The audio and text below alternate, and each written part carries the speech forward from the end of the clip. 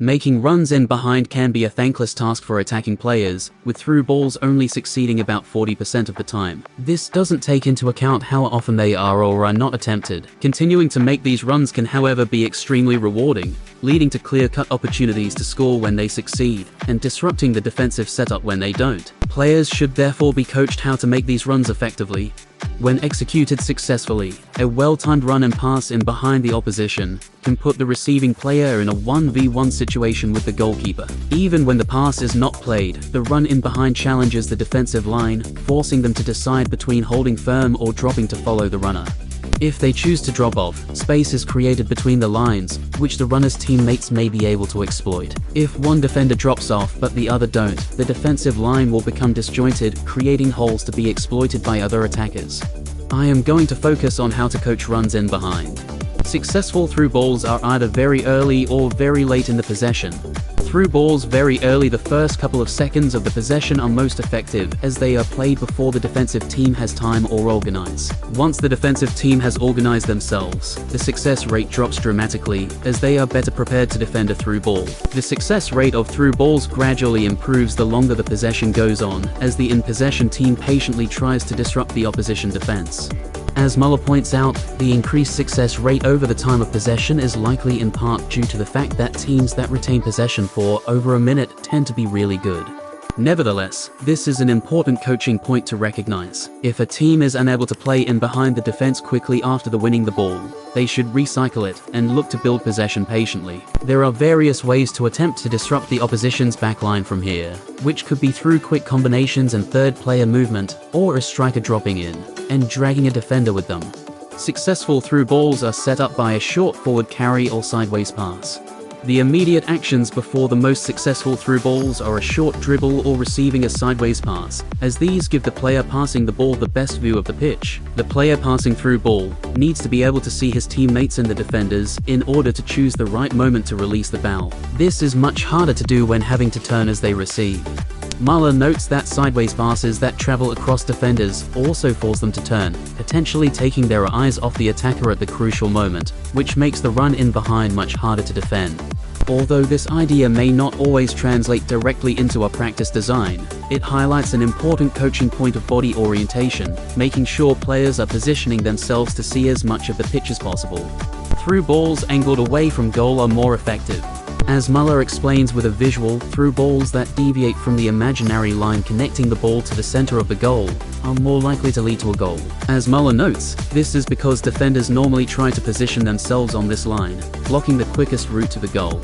I would also add to this that passes that stick to this line can be much more likely to be swept up by the goalkeeper, who will inevitably be standing between the ball and the goal. Through balls off this line will create more doubt for the goalkeeper about how far they should stray from their goal, or if they should stick to their position. Again, this may not feed directly into practice design, but is an important coaching point for players to consider the angles of their through balls. Main coaching points. As well as those that arose in Muller's article, there are few coaching points that can be repeated throughout the practices outlined below. I will highlight those that are particularly emphasized. Timing of runs. As with many aspects of football, timing is everything. A run in behind should only be made when the player on the ball, or about to receive it, is in a position to immediately play a through ball. If they are unable to, the player making the run will not receive the ball. On top of this, the defenders are unlikely to be disrupted by the run, as it is not a credible threat. Blindside run. As Chris Summersell discusses, there are several types of runs in behind, but a key component of almost all of them is making a run off the blind side of the defender. One of the earliest things I can remember a coach telling me as a kid was to try and see the number on the back of the defender's shirt, and this still rings true today. If an attacker is standing behind a defender facing the ball, the defender is unable to track the ball and the attacker at the same time. This provides a major advantage to the attacking team. Starting from this position allows a runner in behind to have already started their movement by the time the defender realizes and reacts. To help illustrate the advantage that this momentum can have, picture sitting at a set of traffic lights. If you are in a Ferrari, stationary at the lights, and I arrive in my Hyundai i20 just as the light turns green, I'm going to beat you off the line every single time. Coaching players to curve their runs on a defender's blind side will allow them to gain this momentum, and make it easier for them to accelerate once the ball is played. Way to pass. Although it almost goes without saying, The way to pass is crucial when it comes to through balls. Overhit and the ball will run through to the keeper, underhit, and it will be cut out by the defender, or require the runner to slow down and be caught by the defender themselves. The pass should allow the runner to control the ball cleanly, without breaking stride, making their movement towards goal as efficient as possible. Defensive line.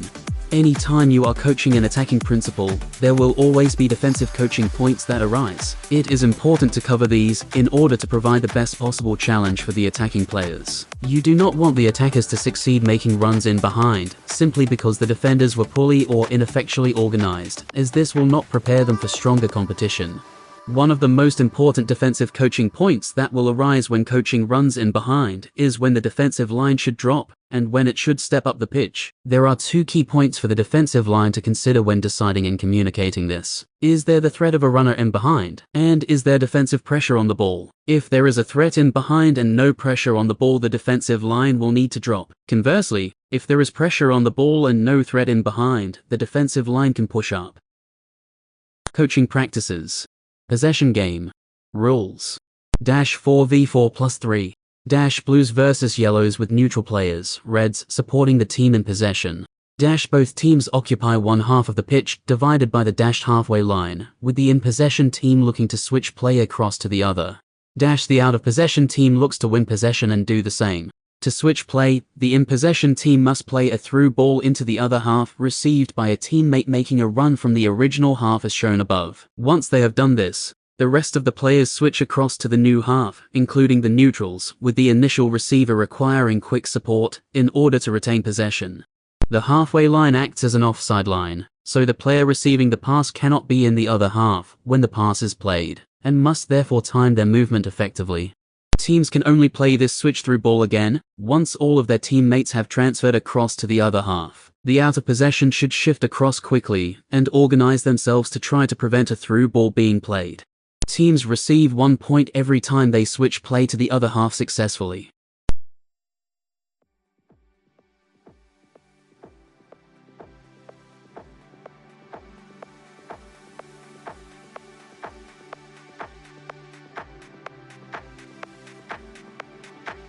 Breakout game. This game allows players to build on the idea of runs in behind in a more game-realistic scenario, with a full-size goal and goalkeeper at one end, and neutrals on the outside supporting the team in possession. The pitch is split into two zones, separated by the dashed halfway line above. Teams occupy the one further out from goal, and look to break over the line to try and score. The halfway line also acts as an offside line, with normal offside rules applying beyond it.